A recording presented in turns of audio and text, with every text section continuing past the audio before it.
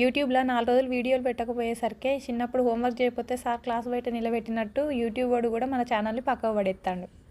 ఇక చిన్నప్పుడు ఎట్లయితే రోజు హోంవర్క్ చేసి స్కూల్లో సార్తో శబాష్ అనిపించుకున్నామో ఇప్పుడు కూడా రోజు ఒక వీడియో మంచి కన్సిస్టెన్సీతో పెట్టి యూట్యూబ్ అంతా శబాష్ అనిపించుకుందామని మళ్ళీ యూట్యూబ్లో వీడియోలు స్టార్ట్ చేసినాం. అయితే మేము ఇవాళ ఒక డాక్టర్ని కలవడానికి అయితే అపాయింట్మెంట్ బుక్ చేసుకున్నాం. మాకు అపాయింట్మెంట్ ఉంది మధ్యాహ్నం 2ంటికి. పోయేది హాస్పిటల్కి కాబట్టి ముందుగానే ఉండాలని 5ంటి వరకు వచ్చి రైల్వే స్టేషన్ దగ్గర ఉన్నాం. ట్రైన్ 5:30కు ఉందని మేము 5ంటికి వచ్చి స్టేషన్లో కూర్చుంటే ట్రైన్ ఏమో మాకంటే నిమ్మలంగా చక్కర్లు కొట్టుకుంటే 7ంటికి వచ్చి స్టేషన్లో వాలింది. ట్రైన్ కరెక్ట్ టైంకి వస్తే మేము 5:30కి ఎక్కి 10ంటికి దిగాల్సిన వాళ్ళం. కానీ ట్రైన్ లేట్ అవ్వడంతోని 7ంటికి ఎక్కి అది నిమ్మలంగా స్టేజ్ కాకుండా జంక్షన్లు మారుకుంటూ వచ్చేసరికి మేము దిగేసరికి 12:30 అయింది. మేము ఇంత కష్టపడి అంత దూరం ఏ డాక్టర్ని కలవడానికి వెళ్తున్నామంటే ఈ మధ్య యూట్యూబ్లలో ఇన్స్టాగ్రామ్లలో వైరల్ అవుతున్న videos famous doctor Vikrant Thakur గారిని కలవడానికి అయితే మేము కరీంనగర్ వెళ్తున్నాం.